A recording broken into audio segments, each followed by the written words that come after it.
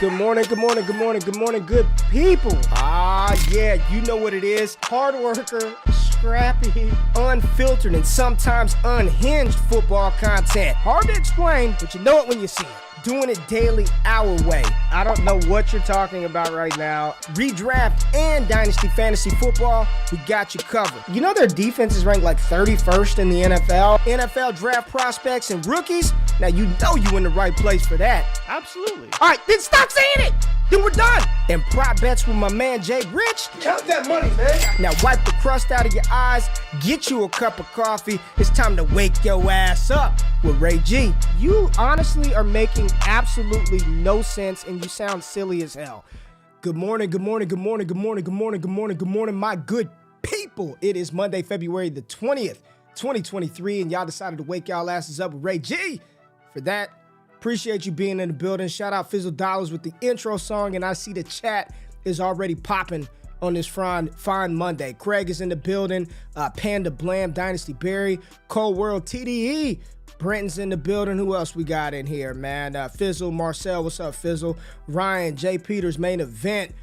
Garrison in the building. Gump, good morning to you. Ty Declare, what's happening, baby? Scott Connor, what's happening? Chris, Leo in the building. David from across the pond. I saw your super chat, baby. We'll get to it at the end of the show. But what's cracking, man? Happy to be here on this Monday. Jay Rich and I are going to have some fun on this show. We are going to take a look at a very interesting mock draft that was dropped. Jay, was this thing dropped yesterday, the day before? Yeah, over on yesterday. CBS. Dropped yesterday on CBS with some very interesting landing spots. We're going to go through the mock quickly, and then we're actually going to do a one-round mock based on the landing spots from the mock draft that we're going to review. So it's going to be fun. And as we approach the combine, shit, Jay, I think it's next week is the NFL Next combine? week is when I believe weigh-ins start, yeah. Let's go. Weigh-ins for the combine so we get new information. I finished and finally released my film rankings for the running back prospects over on Patreon, patreon.com/allgas. So if you want that, $7 a month, get you access to that and an entire Discord community that's off the freaking charts. Destination Dynasty, 4D Chess, Off the Line Fantasy, America's Game. Got a lot of stuff cooking over here at Destination Devi. But shout out to PrizePicks. Use the promo code WAKEUP. Get in on that action, man. Over, under, more or less. You can do some futures for some of the players. Get in. Use that promo code WAKEUP for instant deposit match up to $100 for first-time depositors. And you know what it is, baby. Michelle Adora. I saw somebody in the comments. I don't forget anything. In the comments last Wednesday, Jay, and somebody was like, do people actually buy this? And I'm like, yeah. They do, and it's freaking delicious, Yes, and I'm not BSing you. It's delicious coffee. Go to MichelleAdoroUSA.com. I have a cup every single day. My mom likes it. My grandmother likes it. It's some good stuff that Michelle Adoro's pumping out. You get 15% off with the code WAKEUP. And, of course, you know we got to go big. We got to go epic. We got to go Epson, baby. Epson came into your boy's crib, hooked me up free of charge with this brand new 4K projector, short throw projector, right? So it doesn't have to be hooked up in the ceiling. You just like set it on your credenza, or you can get one that is built into it. Beautiful picture, man. Me and the kids watch movies up there. I'm watching the dunk contest up there, seeing Mac McClung get busy. And they said white men can't jump. Shit, Mac McClung, 2023 NBA dunk champion, man. But you got to get one of these Epson projectors, get you set up right for next football season. Jay, how you doing this morning, my friend? I'm good, man. I'm good. You know, I actually woke up early today. I'm feeling good, pumped for the mock. I mean, it was funny. We were on the phone, right? We were like, man, what are we going to do tomorrow? And I found this mock, and I was like, Ray, we got this guy going here, this guy going here. Your Cowboys taking this guy. It's going to be a good show. And you were like, how about we do a rookie mock? So we're giving the people a mock review, a rookie mock, all in one show. Big show today. So I'm going to have to kind of fly through it a little bit, but we'll make sure to give you the analysis about all these players. But this one is exciting. It is in the comments as well. It's in the tweet. If you saw the tweet that I put out yesterday promoting it, it's from Ryan Wilson of CBS. You know, say what you want about these mocks, but man, you just never know. And for some of these running backs, it's kind of best case scenario. So I am excited to see how y'all feel about this one, because I think from a fantasy football perspective, you guys would like it quite a bit. I think so too. If what I'm seeing are the actual landing spots for these players, I think for fantasy, we'd be very happy. But I also think there'd be some decisions that we'd have to make in the first round of those rookie mocks, Jay. So let's get into the news, because I know we got a little bit of news, so we can get to the mock and then get to the mock after the mock. So let's hit it, baby. Straight facts. The biggest news in the world of sports. Covered and brought to you by one man. Jordan Richards. This is Straight Facts, presented by Michelle Adoro. All right, Ray. So some big news out of the NFL world and some smaller stuff I will touch on very quickly. But Eric Bieniemy was hired to be the new OC of the Washington Commanders, finally out of Andy Reid's shadow, to prove that he deserves to be a head coach in the NFL. Hopefully it can go well for him. Don't feel great about the Commanders, but I am happy that Bieniemy will get a chance to run his own show in Washington. Has a good complement of weapons, maybe not the best. And hopefully, if he can unlock Sam Howell, that would say a lot about his prospects to be a head coach going forward. The Cardinals hired the Browns quarterback coach, Drew Petzing, to be their new OC. He actually worked with Jonathan Gannon, so there's some familiarity there. He comes from the Stefanski-McVay coaching tree, so there is some hope for Kyler out there, some hope for running backs as well. So I am excited to see what they decide to do as a staff. And then, Ray, we talked about Jalen Hurts and his contract. It was reported that he may receive upwards of $50+ million a year for his extension per ESPN, Dan Graziano's. Jordan Rannon, the insider for the Giants that works at ESPN, believes it'll take $14 million for Saquon to stay. And now there seems to be some reports that maybe Saquon will not be staying with the Giants. Apparently, Daniel Jones also switched agents, so that may cause a holdup for his extension. A lot of things going on in New York. But another thing that was reported was Aaron Jones will be back with the Packers. That was not expected with his cap hit, but they restructured his deal. He's now going to be paid, I believe it was $11 million going into next season. So he will be playing with new starting quarterback Jordan Love, but we'll get to him in a minute. Derek Carr had a visit with the Jets. We'll see how that goes. He seems to be the third option for the Jets. The Jets are also looking at trading for Lamar Jackson. If they do not get their plan A and Aaron Rodgers, we are waiting for him to come back from the darkness. I'm sure we'll see him on McAfee's show tomorrow and hopefully get some clarity on his decision. There's also reports that the Saints are interested in Baker Mayfield. So I don't know how people feel about that, but I'm definitely interested because I think that they want a quarterback who will be accurate, get their players the ball, and Chris Olave desperately needs a quarterback. Tom Pelissero reported that Clint Kubiak will be the new OC, potentially. He was reported to be the top-ranked coordinator for the San Francisco 49ers. Whether that's the OC or not, we don't really know. All we know is that he was promoted to the top coordinator, probably the passing game coordinator, potentially the OC. We'll get some more clarity on that. But like I said, the Packers are expected to be done with Aaron Rodgers, and Jordan Love will be the starting quarterback going forward in 2023. And like I mentioned, we will probably hear from Rodgers on Tuesday when he goes on McAfee's show. But Ray, the real question is where would you draft Jordan Love in a startup? Jordan Love right now is QB 19 on Keep Trade Cut. So would you like to play a game of Would You Rather? I love Would You Rather. I love it. It's my favorite game in the world. Let's play it. All right. So Jordan Love, the now starting quarterback for the Green Bay Packers. Would you rather Jordan Love or Kenny Pickett, who is QB 15? Jordan Love. Would you rather QB 16, Jared Goff? Jared Goff. Would you rather QB 17, Russell Wilson? Russ, reluctantly. Okay. Would you rather Russ. Kirk Cousins, QB 18? Kirk is QB 18? Yeah, he's a little lower. Lower. Again, like I mentioned, Jordan Love is QB. I think he's slotted appropriately. A back end. So below him, too. you have Derek Carr, Mac Jones, Geno Smith, and your favorite, Brock Purdy. my favorite, Brock Purdy. I think Jordan Love is slotted appropriately, man. Listen, Green Bay. They have weapons. I'm not as in tune with the offensive line. I know David Bakhtiari suffered with injuries this year, but they've got a running game. You've got weapons on the outside with Romeo Doubs, with Christian Watson. They're probably going to do everything they can to surround him with talent this offseason to try to make him be as successful as can be. And you've got a coach that I think he'll be fine in Green Bay. Yeah. I don't think he's going to... You sat for 80 years. You should be all right. Just by osmosis of being in the room, you should be okay. But I think right now he's probably priced appropriately. That doesn't mean I would sell him for QB 19 prices if I had him in a super flex. Yeah, for sure. I would be holding him, and I'm going to make you pay the piper for him. I don't have a lot of confidence in Russell Wilson moving forward, but I would rather have him. Kenny Pickett, listen, the book isn't written on him. The story's not done. Yeah. But I just don't want to be there to finish the book. Like, I'm good, man. I'll pass, right? Like, I know there's still a lot of chapters left, but I read the prologue, and I had enough. Like, I'm like, this may be a good story, but I'm not going to sit here and read the whole thing. So I'll pass on Kenny Pickett. I'm excited to see what Jordan Love can do as the full-time starter in Green Bay, and hopefully we get that option to see that this year, Jay. So My only question about the news is why is it that Eric Bieniemy has to go prove himself? Why? I don't know, man. Why does he, having won 2 Super Bowls in Kansas City, whether he called the exact play or not, being in the building, doing the preparation, being the offensive coordinator, why does he have to go prove himself? What has Jonathan Gannon proven, right? What has he done?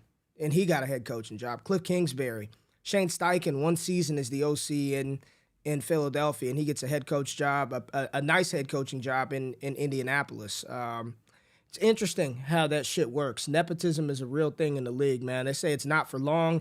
It's actually nepotism for life in the NFL. I just don't understand why Bieniemy has to go prove himself in Washington, and a lot of other coaches get that opportunity just given to them. So I'll let everybody chew on that and conspiracy theory away on it because we got to get to a mock, baby. We got to get to a mock. And this was a mock that was dropped by Ryan Wilson.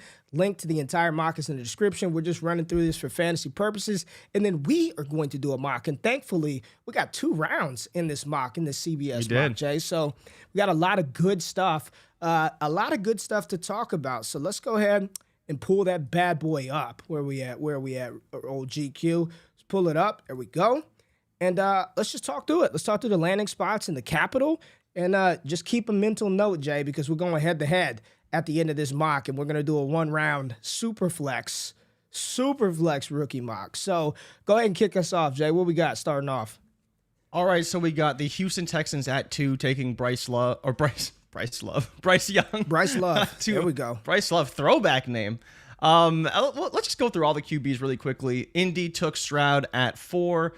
Levis went at 107 to the Raiders. Slow down. We got time. You don't got time. Well, yeah, you can. This is pretty normal. We see this. We talk about the QBs a man. lot. You can kiss a little bit. You don't got to just get straight to it. You could kiss and touch a little bit, man. All right, Bryce Young to Houston, baby, at 2. First quarterback off of the board.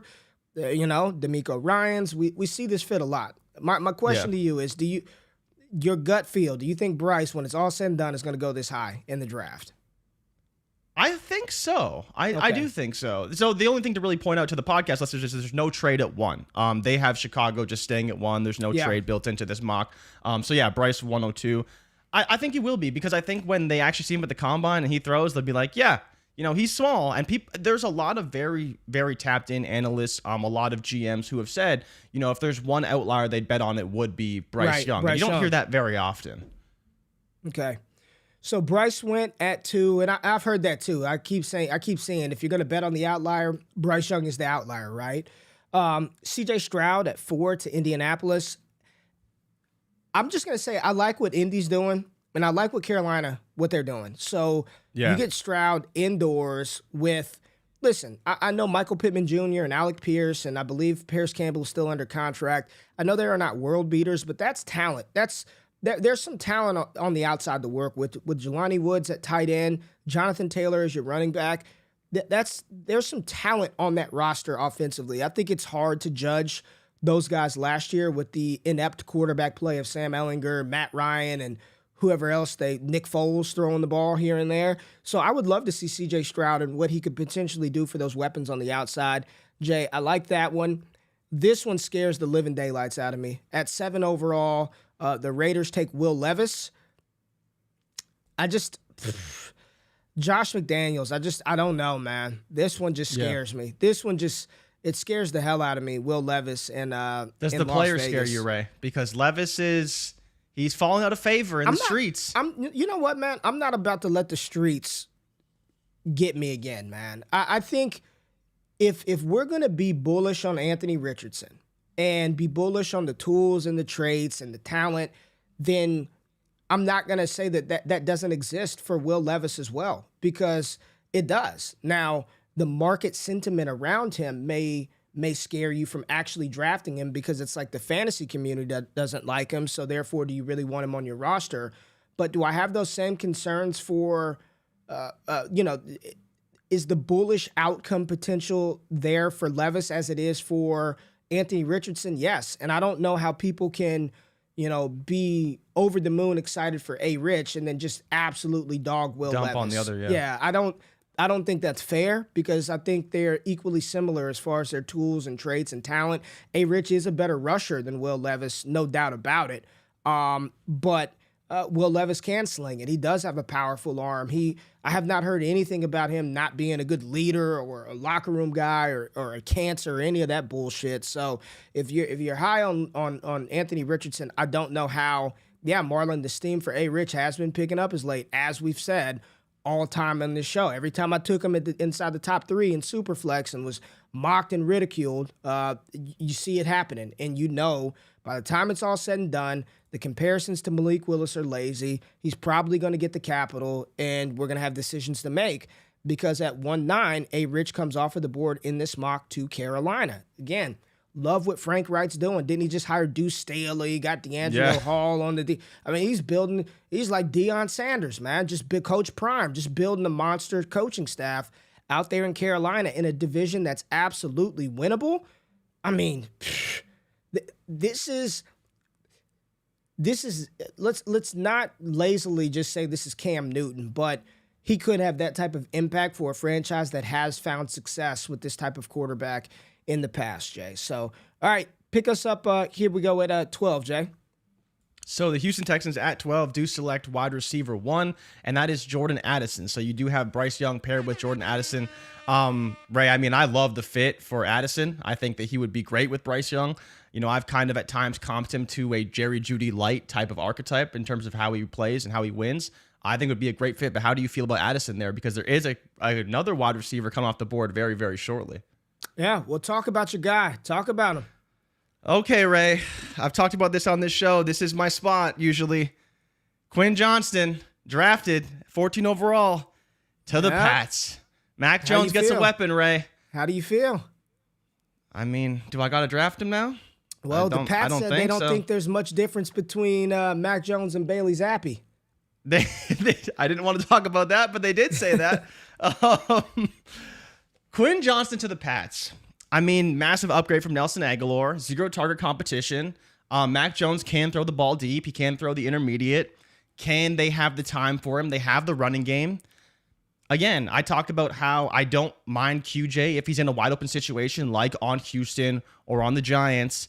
I don't think the Pats is much different, and I don't think I would fade him. I absolutely hate Bill when he drafts wide receivers. It makes me nervous. I've been here before. I don't want to get burned, but if we're talking about opportunity and draft capital, everything aligns for QJ. And when we're running the PFF grades and numbers for him over the weekend, they did all look very good. He was over 3 yards per route run. He was good against man and zone coverage. He is good. Again, he's very good. I know you did his film numbers. Obviously, those aren't done yet, but everything has checked the boxes so far. So if you get top 15 draft capital, you get a wide open situation like New England, really no reason to fade him. But where I would take him in a mock, we'll get to that in a little bit. I finished my running back film grades, and I've done some of the wide receivers. And so far, Jay, and I just let the tape talk to me, man. I could talk all this shit about this is, give me Kayshawn as one, give me this When I got done grading him out, and I just put the number in and just go and do the thing, he graded out as the top receiver for me. And I've only done a few, but so far QJ's at the top.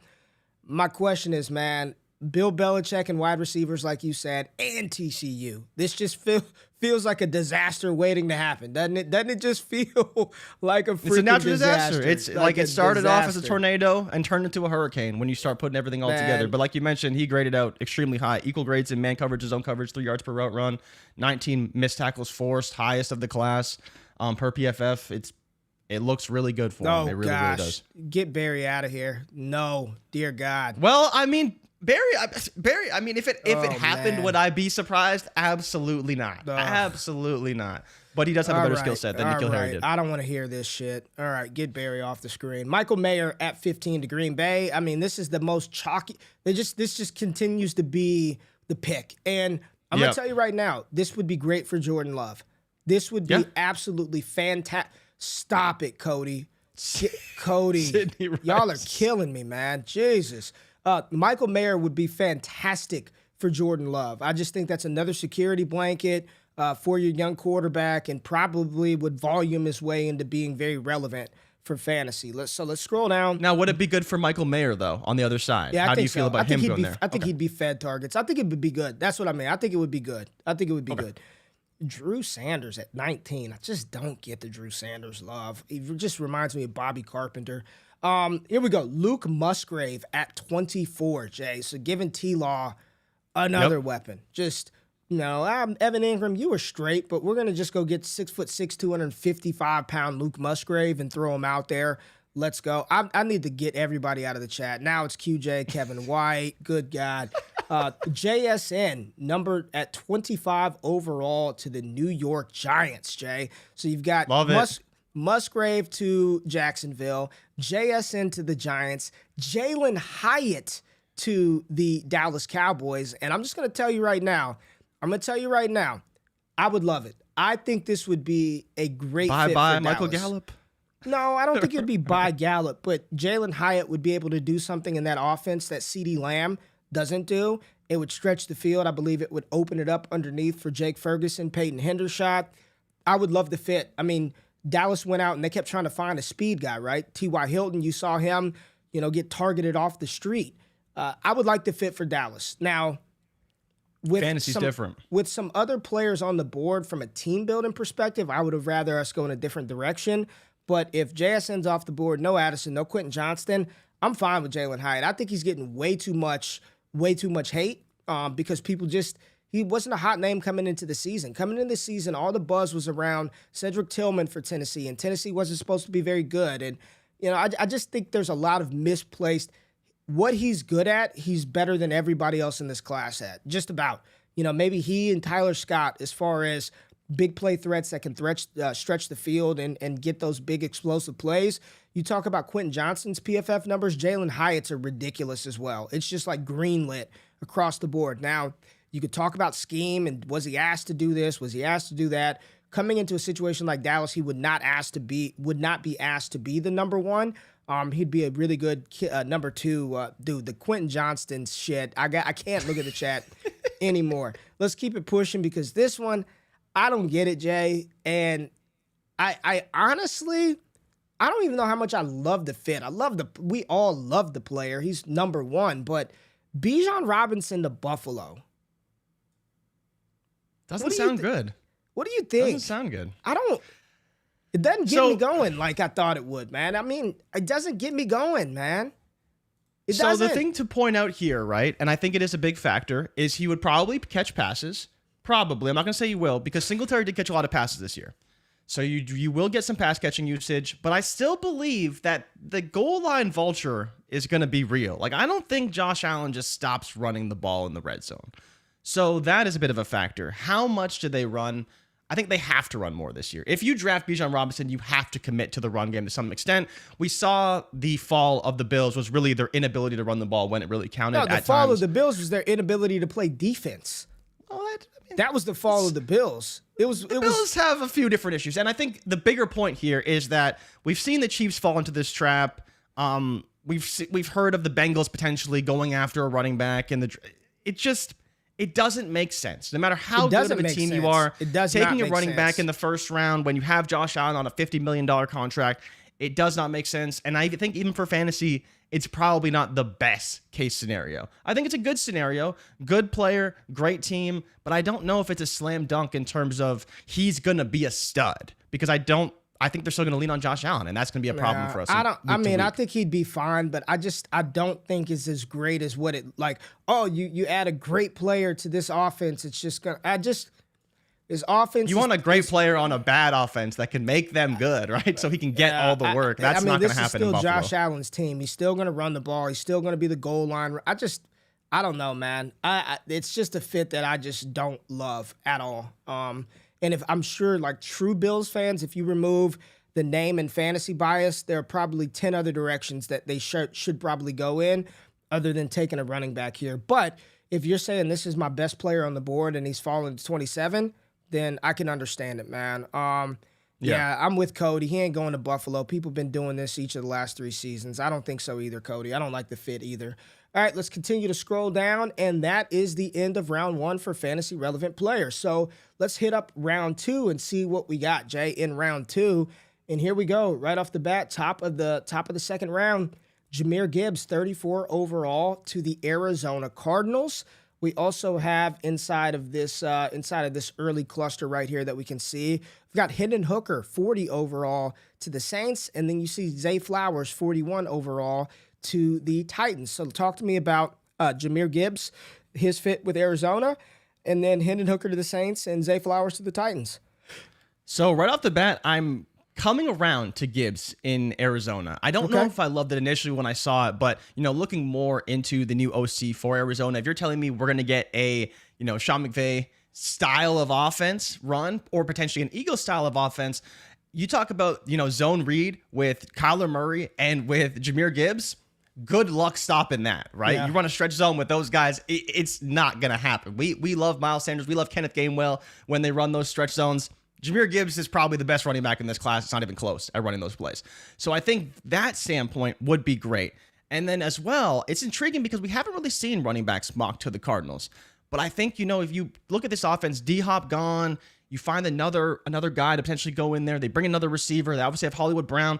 I think it could be a pretty consolidated offense. And as well, Kyler would probably get the ball to Gibbs effectively.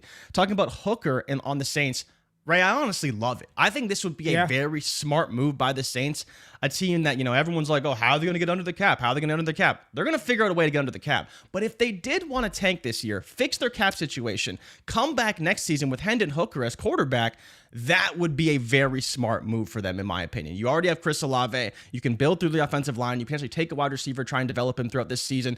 And then going into next season, have a bunch of players ready to really take off in a division that is very, very weak. Now, we talked about A-Rich going to Carolina. We'll see what the Bucs do. And the Falcons obviously have to figure out their quarterback situation. But I really like the fit. And then Zay Flowers in Tennessee, I don't know, Ray. Can two wide receivers thrive in this Titans offense? That's the number one question for me. I think if you're telling me Zay Flowers and Treylon Burks from that offense, we already like Chiggy there. We'll see what happens with Derrick Henry. We assume he's going to get a bunch of carries still be a fairly run-heavy offense. Can two wide receivers thrive? I think the answer is no, personally, especially for fantasy. Like, could he get 800 yards? Sure. Is he going to be very fantasy relevant? I don't know. I'm not sure what your thoughts are on that. And then obviously Gibbs and Hooker to the Saints. I like the Gibbs pick. I'm still iffy because the Cardinals aren't going to have Kyler to start the season. So I just think it could just be a cluster early in the year there. Hendon Hooker to the Saints. Shout out to Stanley, man. Stanley has been stumping for Hendon Hooker for literally like 10 months now. And I think this is a great fit for him. I think he would, he's a top 40 pick. He's not gonna go in the first round of SilverFlex drafts, but mid to high second, I think it would be appropriate to go ahead and draft Hendon Hooker. I would like the fit. Zay Flowers, man. Zay Flowers is an interesting one, Jay, and I'm having a hard time. So I tried to start grading him yesterday, but I only have one game of all 22 film from his 2022 season, and it's just impossible to grade receivers accurately on broadcast film. I'm nervous, man. I see a small wide receiver that wears number 4, that's athletic after the catch, and my mind just goes back to Rondale Moore. And I don't know, man. They're talking about him being like a top 15 pick in the draft. I'm just like, I like the player, Jay, but I'm trying to learn from past mistakes. What is he? What is he? Like, I like Wan'Dale Robinson, and he was getting fed targets, but these are little. I don't know, man. I'm gonna grade the tape, and the film will be the film. I don't know what to do with Zay Flowers, because if he is a top 20 pick, like, is that the receiver I want to put my chips in, man? And listen, here's the thing. And I know he's a different receiver than Rondale Moore. I get that, right? But he does a lot of his damage after the catch as well. And he's not good against man coverage. I mean, I will show you the game. In man coverage, he's not very good. He's one of the lowest graded players per PFF. And you could see it all over the tape. As soon as they put him in a situation where he's lined up against a guy in front of him, man to man, it is not good. Zone coverage, he's phenomenal. He's fantastic. I think for me, I'm not going as far. People are saying Antonio Brown. I'm not going there with him. I'm not doing that. I think that's too much. I think it's unfair to put that type of comparison on this player, and I just don't think he is AB. Like, AB's winning no matter what. Man coverage, zone coverage, man and zone coverage, combo, he's winning. He won, didn't matter. I'm not seeing that so far from Zay. I like the player.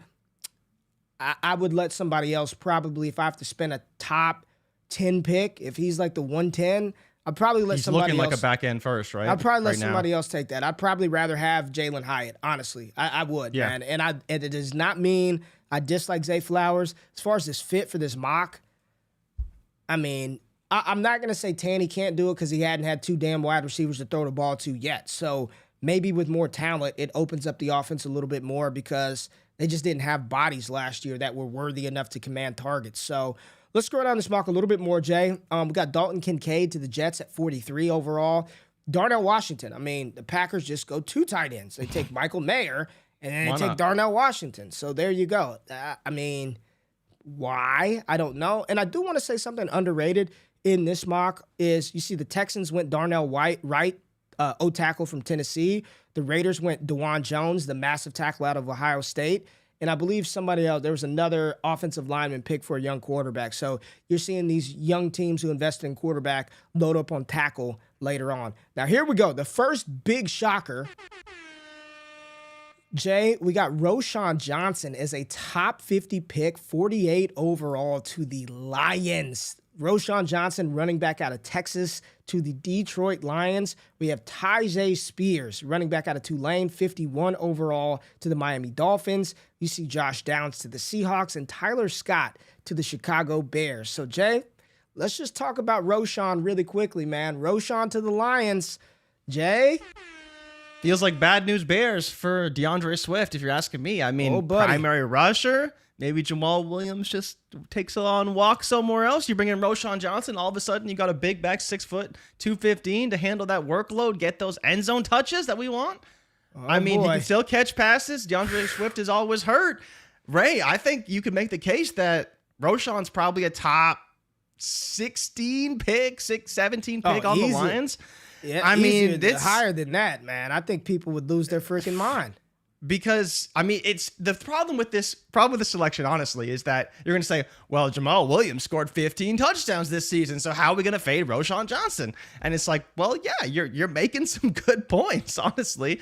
So I think it would be, but honestly, like, jokes aside, it would be a really good fit, and he could fill that role. He's worked with talented backs in the past. He has no problem splitting a workload, and I think he would be the primary rusher in that offense that we expect to be very good in 2023. Any running back going to the Lions would be great, and I think Roschon fits from a stylistic standpoint what could fill that offensive gap Jay, and void quite well. I graded Roschon Johnson, and he graded out very high. And let me just tell you, I think he's going to be a high selection, and I continue to say this amongst our group, man. A lot of things that he does, like he does a lot of the dirty work, man. He's like the trash man. He really is. He can run the ball. He can catch the ball. But I think his best physical attribute is his physicality and how good he is in situations where he's got to protect the quarterback. I think he's one of the best pass protectors in this class. I literally can cut up 10 plays from the Iowa State game alone where he was either lead blocking for Bijan Robinson or protecting the quarterback, and he was just phenomenal in that regard. He's physical. I don't think I gave him a 4 out of 5 in speed. I thought he's pretty fast, straight line. He may be a little more bursty than long speed, but he's big, he's physical, he can catch, he can do he's good. He's a master of none, but really good at everything. So this would and he just fits Detroit, just a hard-nosed, dirty running back, does everything, kind of like Jamal Williams. So I love that fit. Tyjae Spears. Tell me about Tyjae Spears. Tell me about it. Sign me up. Yeah. Sign me up. Jay, he goes 51 to the Dolphins. Is he a first-round rookie pick? Yes, I think Yes. so.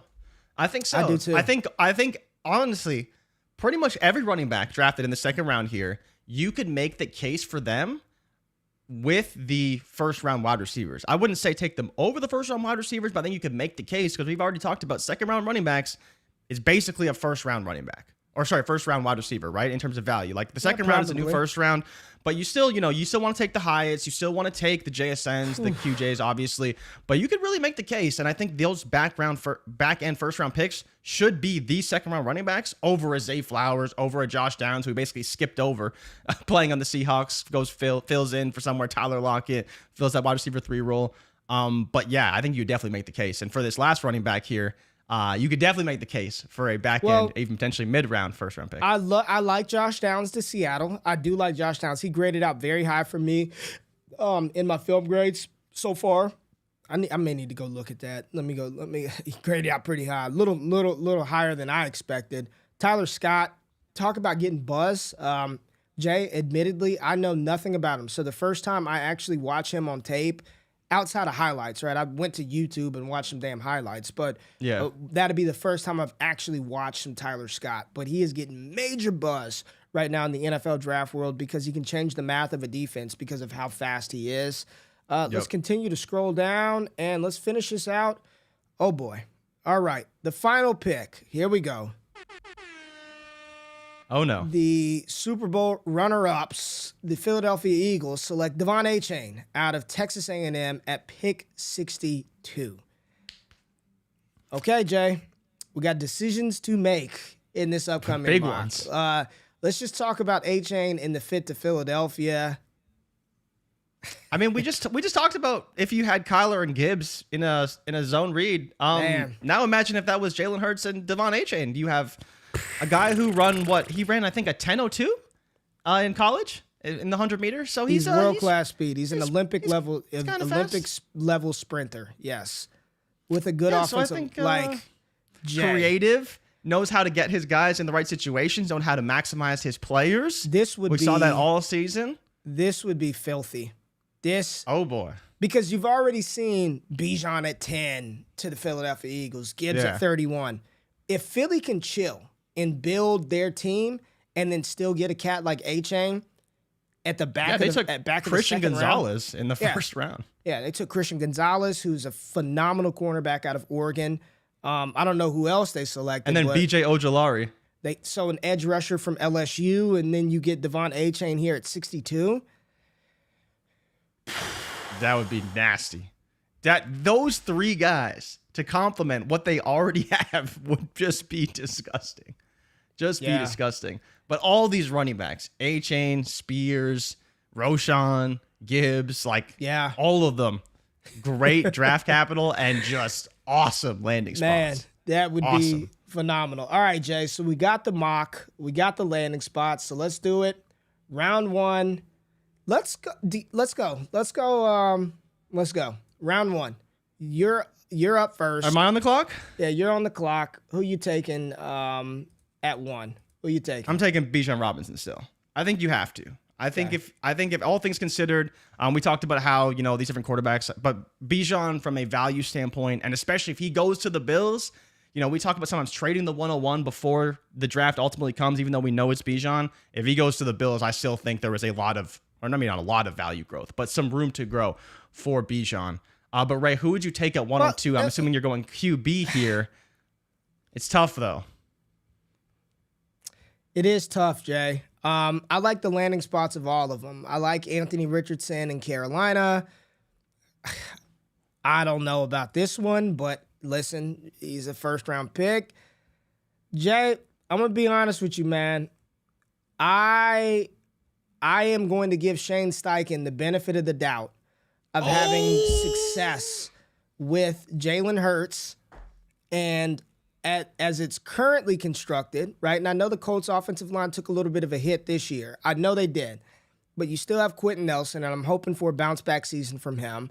I do like Jelani Woods, and I like Michael Pittman, and I'm fine with Alec Pierce. So I think I'm going to play it safe today, Jay. I'm going to play it safe. I don't want to get too cute with this one. You picked the Indy. I got him playing indoors majority of the year. It's the AFC South. I think I'm going to take C.J. Stroud here, Jay, at 102. I want to play it safe. I think it's a safe landing spot. I believe he's going to be a fine quarterback. He may not possess the upside of an Anthony Richardson or a Will Levis, but I don't feel like I'm getting a bust at quarterback here. So at 102, I'm going to take C.J. Stroud, Jay. What do you think? I love it. I mean, I would make the same decision. That's why I'm taking Bryce Young here at 103.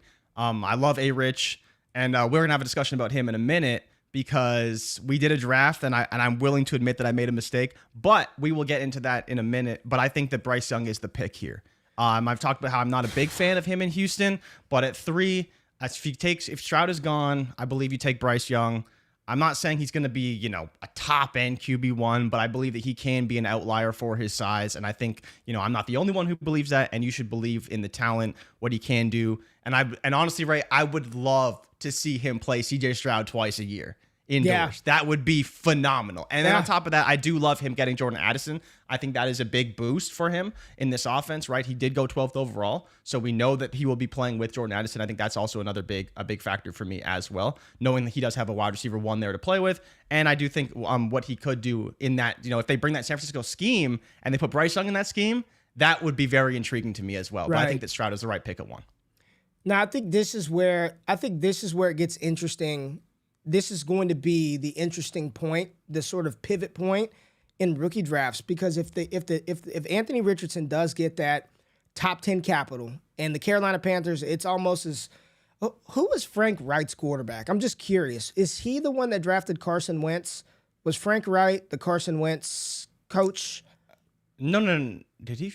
No. He was the one. He was still in Indy, or was he a coordinator back then? I think he was in Philly. He probably was Peterson's OC back then. Huh. Look at us. We don't know our history. We don't know our history. But I think here at 4, Jay, this is where I'm just like, you know what? I'm taking Anthony Richardson, right? He was the OC there. He was the OC. Okay. Yeah. And there was a moment in time where Carson Wentz was like an MVP candidate before he tore his knee up. So right here, am I going to take a running back over Richardson? I can't do it, Jay. Like, I cannot do it. I'm not going to take a running back over A. Rich. I'm going to do it, man. And Frank Wright, I trust Carolina. I like what they're doing. The talent is there for Anthony Richardson. It only cost me the 104. And even if you don't believe in the player, Anthony Richardson, it's not going to take much for him to do something where the community will overreact and they'll be like, oh my God, did you see the run he had in the Hall of Fame game, right? I need some of that. I don't want to miss out on Fields 2.0 or Jalen Hurts 2.0. So it's probably not going to take much for the non-believers to buy into a certain degree, therefore giving you a nice market to either hold, accrue value, or sell if you don't feel that he is truly an NFL caliber quarterback. But here at 104, with him going 9 overall to the Panthers, I'm good with A. Rich at the 104 spot, Jay. You're up at 105. Yeah. I wouldn't do it. I would not do it. I know what you're thinking, and I'll tell you why I wouldn't do it if you go that direction. I wouldn't do it. No. I think the pick has to be Levis. But Ray, I think where I so the question is that at what point do you want him? Do you want him? Do I want him? Do you want him here at 5? What you just said? The pick has to be Levis. Do you want? Who are you drafting? Make your pick first. Make your pick. Who are you selecting? I think you could make the case for Addison. Who are you picking?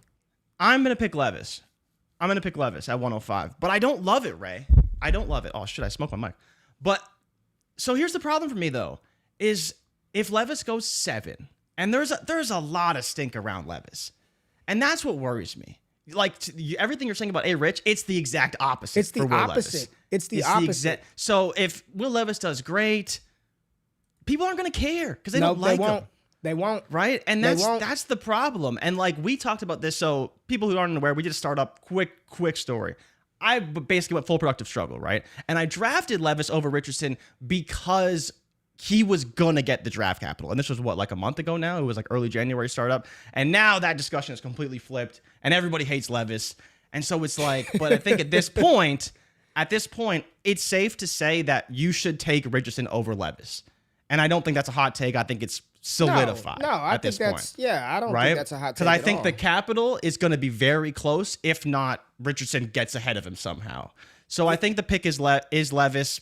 I don't love the fit, but there are still players there. And again, you're leaning on the draft capital. Let me tell you why I couldn't do it, Jay. Because everything that I said about Will Levis at the beginning of the show is true. I think if you are optimistic on the talent and the tools of Anthony Richardson, then the same should be true for Will Levis. The problem is people don't hate Anthony Richardson. They don't despise A. Rich.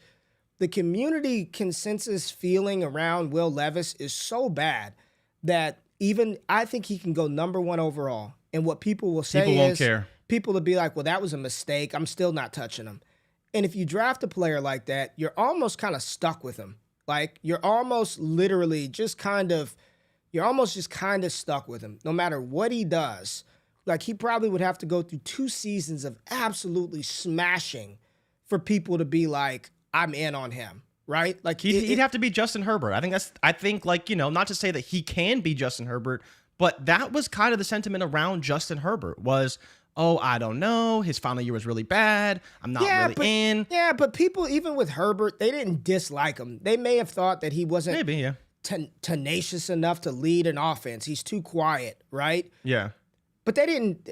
The sentiment around Will Levis is so bad. Awful. I mean, And that matters. That's the problem. It matters. It does matter. To what degree, I don't know, but I know it matters, right? Yeah. You draft, let's just say hypothetically, you draft C.J. Stroud or Bryce Young, right?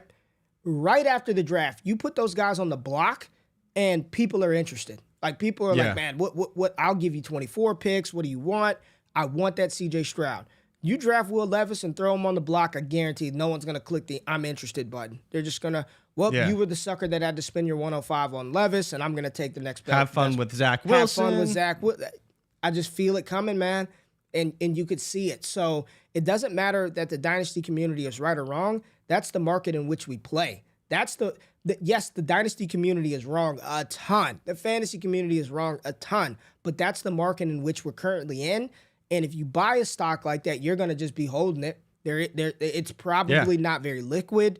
It's probably not very desirable, and you're probably just going to have to hold it. So I don't know how we got there. I blame Matt Bruning for part of this. Here it is. I blame Matt Bruning for this, the propaganda that he spewed and started on Twitter. I love you, Matt, but you will be the scapegoat today for this Will Levis hate. But, Jay, here at the 106, okay, I kind of want to go to the running back well. I really do, because some of these landing spots for these second-round running backs are incredible, but I can't do it yet, and I think I'm going to land right here with Jackson Smith and Jigba at the 106 spot. I think I'm taking JSN at 106. He was selected 25th overall to the New York Giants, and I love it. I love the fit. They did bring back Isaiah Hodgins, which I continue to tell people he's going to be involved in that offense. In best ball formats, you better have some Isaiah Hodgins. I've been saying that since the middle of the season when everybody told you he's a dog and not going to do anything. I'm like, yo, he's pretty good. So I'm glad they brought him back, but they still need another guy. Wan'Dale Robinson's still nursing that ACL.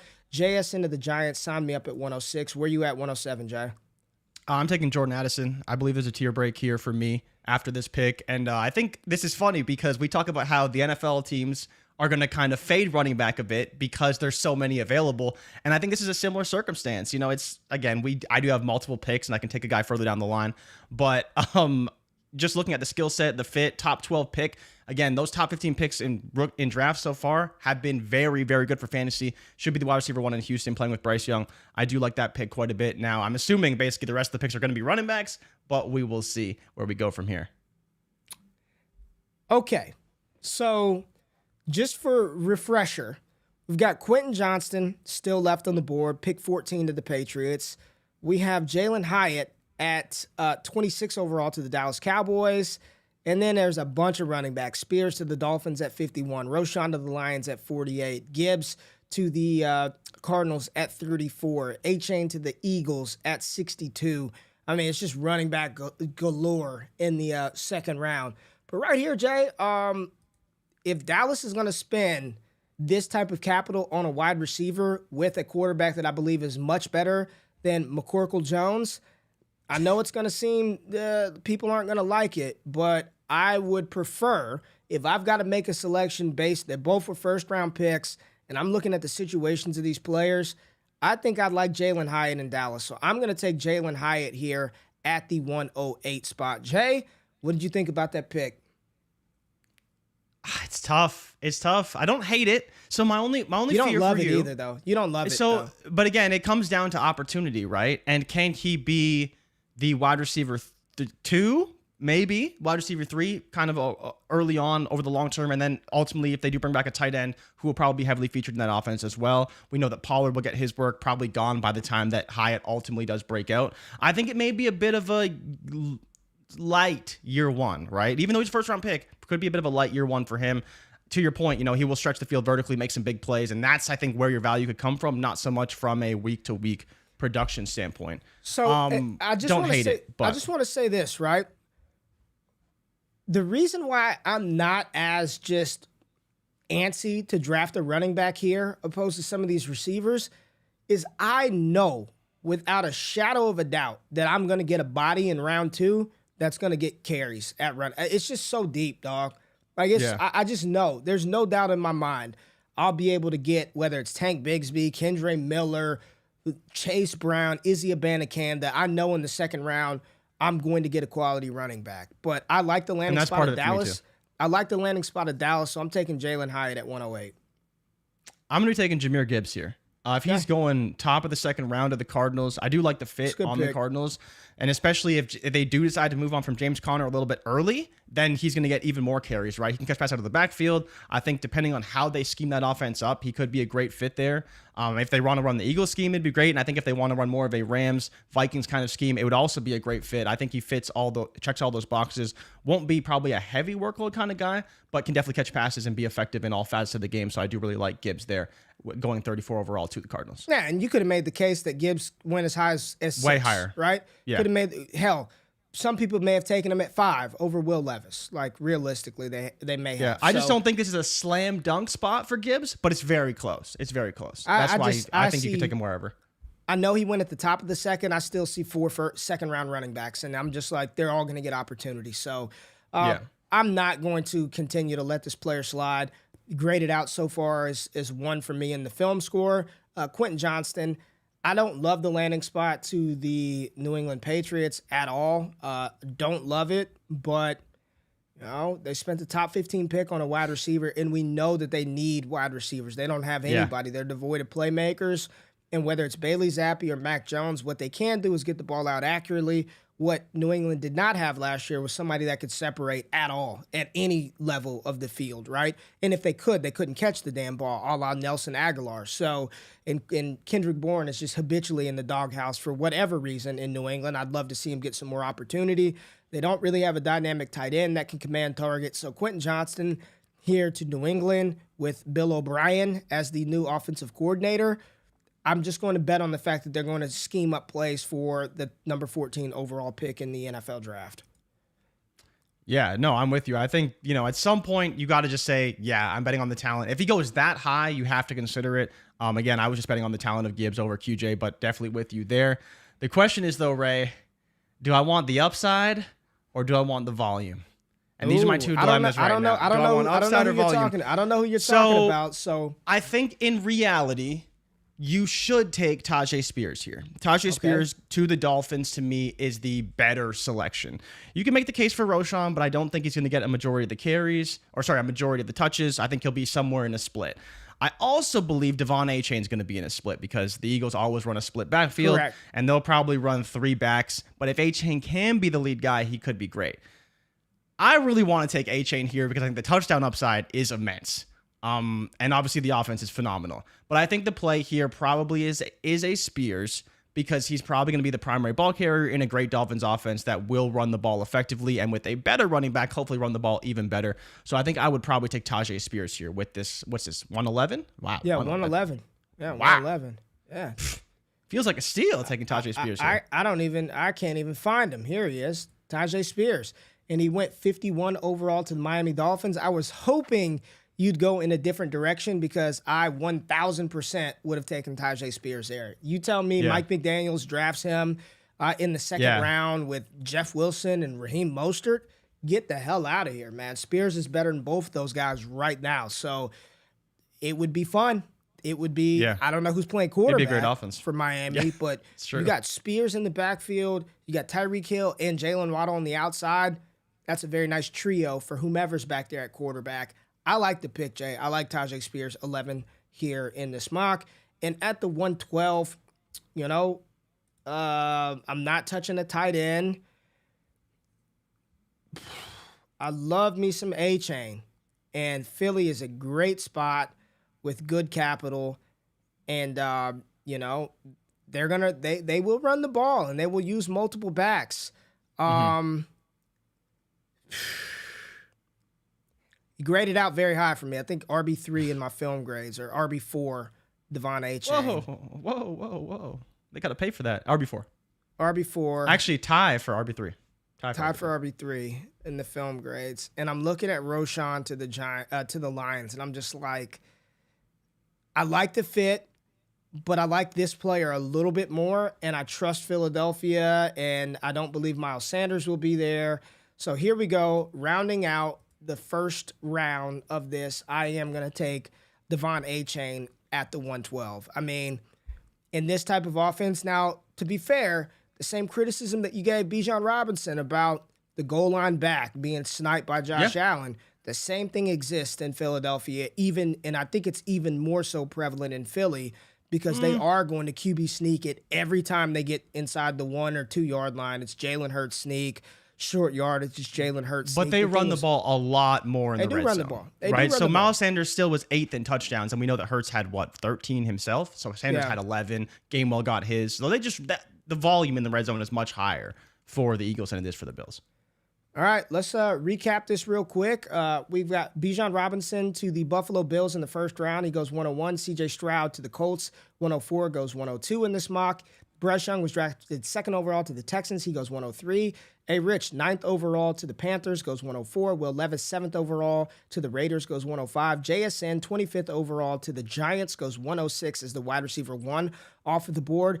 Jordan Addison was drafted by the Texans with the 12th pick. He goes 107. Jalen Hyatt was drafted by Dallas at 26 or 27? 26 overall in the first round. He goes 108. Jahmyr Gibbs was drafted 34th overall, top of the second round to the Arizona Cardinals. He goes 109. Quentin Johnston was the 14th overall pick by the New England Patriots. He goes 110. Tajay Spears was selected 51 overall by the Miami Dolphins. He goes 111. And Devon A. Chain, second to last pick in the second round, 62 overall to the Philadelphia Eagles. He rounds out the first round at 112. Just missing the cut, little Roshan Johnson. I had no thought about Zay Flowers here or Josh Downs or my a next tight pick end. would have been Hendon Hooker. Or your next pick would have been Hendon Hooker. There it is right there. 201. So one more time, we just did a first one round SilverFlex rookie mock draft based on this mock from Ryan Wilson at CBS. Shout out to Ryan. I thought this was a fantastic mock, man. I really enjoyed the landing spots for this mock, and I'm glad that we were able to do an actual mock based off of this mock and not just review it. So, yeah, man, there we go. There's the show for this Monday, Jay. We're getting close, man. We're getting close. The Combine, again, next week we will get more actionable information to actually start to, I don't want to say like decipher shit that's going on, but actually putting some more, let's see how big A-Chain really is. Let's see how fast Zach Charbonnet, and let's get some real height, weight, speed metrics on these players. And I mean, honestly, outside of the NFL draft, it's probably the last big data point that a lot of people need in order to formulate their rankings. And I know it's something that we are waiting for as well, Jay. So quickly, before we get out of here, subscribe to the free newsletter below. Jay, what else is going on? Destination Dynasty is out? Yeah, Scott's new pod on his ideal startup strategy dropped this morning. Haven't listened to it yet, but excited for it. He's been talking startup strategy a lot. You guys have been talking startup strategy. So I'm curious what his ideal strategy would be. And maybe he'll talk about some Jordan Love, because I'm excited to see where he moves. Cody, shout out to Cody, man. Cody dropped a mock too. He did drop a mock. He did drop a mock. Cody asked, Ray, you got a projection for the fastest running back next week after going through the film? The kid from ECU. I think it's going to be either him or A-Chain. What's it? Keaton Mitchell, or Devon A-Chain. I think Mitchell from ECU. I graded Mitchell, Jay, in my film grades, and then I took him out because he got graded way too high. And I was just like, look, this dude's tiny and he's going to be a kick returner at best, so we're just going to remove him. But you turn on that ECU film, and he was pretty good. But I know he's probably going to be like a UDFA damn near. No, let me not say that. I don't know what he's going to be. I don't project him to be drafted very high. But I think Mitchell's going to move, man. I think Mitchell's going to move. Cody, I'd be interested to hear what you think. Jay, we got a couple of super chats we got to get to before we get out of here. David from across the pond. Which QB do you feel more comfortable about? Tua, Lance, Dak, or Fields? And where would this year's top 4 rookies fit in? Dak is who I feel more comfortable with. Number one? I think Dak or Fields. Dak. Pick your flavor there. I think I'm fine with either one. Tua's dead last for me. Dead last. So would you take Levis over Tua? This is for me. I think you go Dak You Fields. went right to the jugular with So that one. Dak. So for me, it's Dak Fields, Stroud, Young, Lance, or sorry, Stroud, Young, A-Rich, Lance, and then I think you have Levis or Tua. That's actually a good list. I don't have a lot of argument there. Would you say Dak You can make Fields? the case. You went Dak Fields?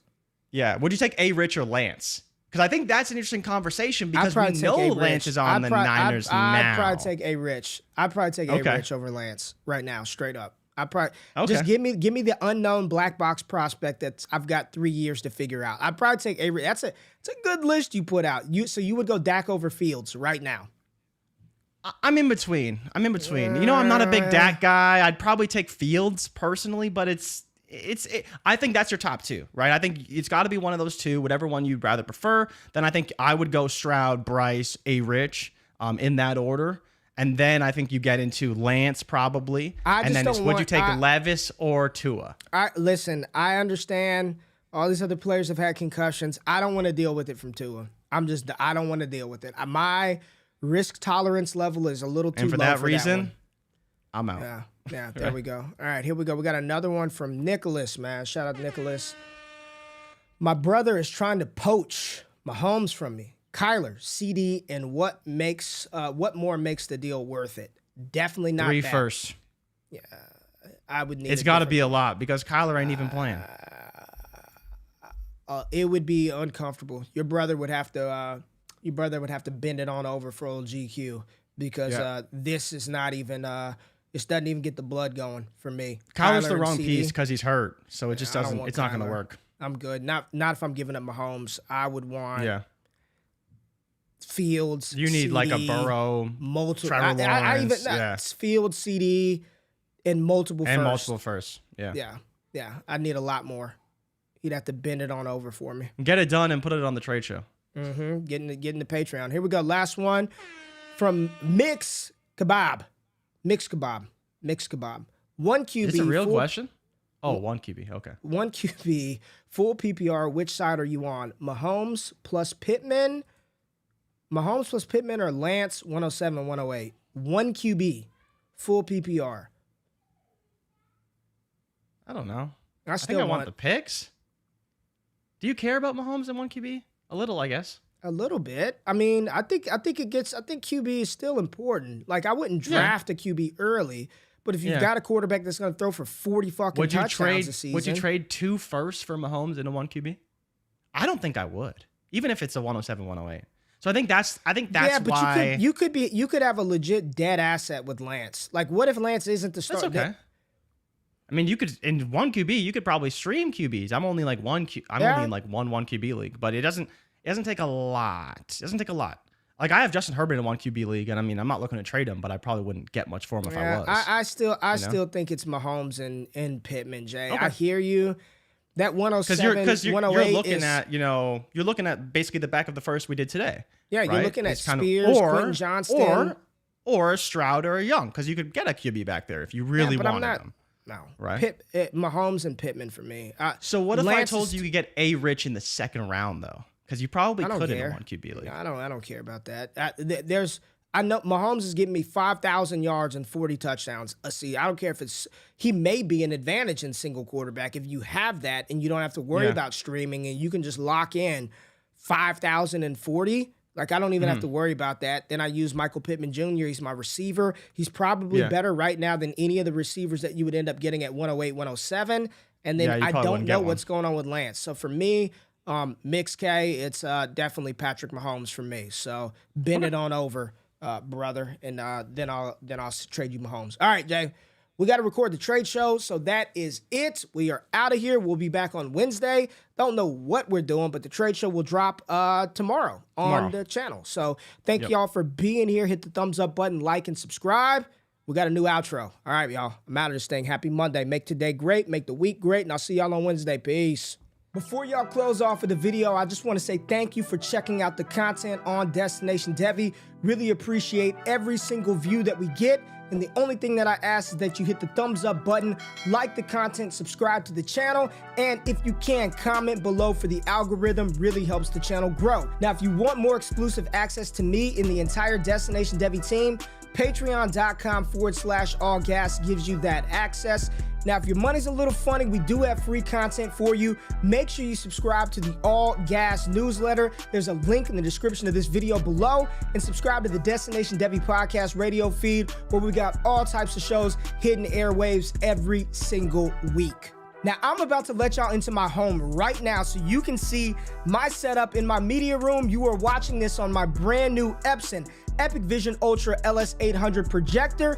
Epson came into your boy's crib and hooked me up with this brand new projector in 120-inch SilverFlex screen, free of charge. And I'm telling you right now, this has completely changed the way that I watch movies, that I watch sports, that I game. If you want a setup like this that takes up absolutely no space at all, there's a link in the description below. Click that or visit epson.com/wakeup to completely change the way that you watch sports. Go big, go epic, go Epson, baby. Now y'all can get out of here. I appreciate y'all tapping in. It's all gas all the time. I love y'all. I'm out of this thing. Peace.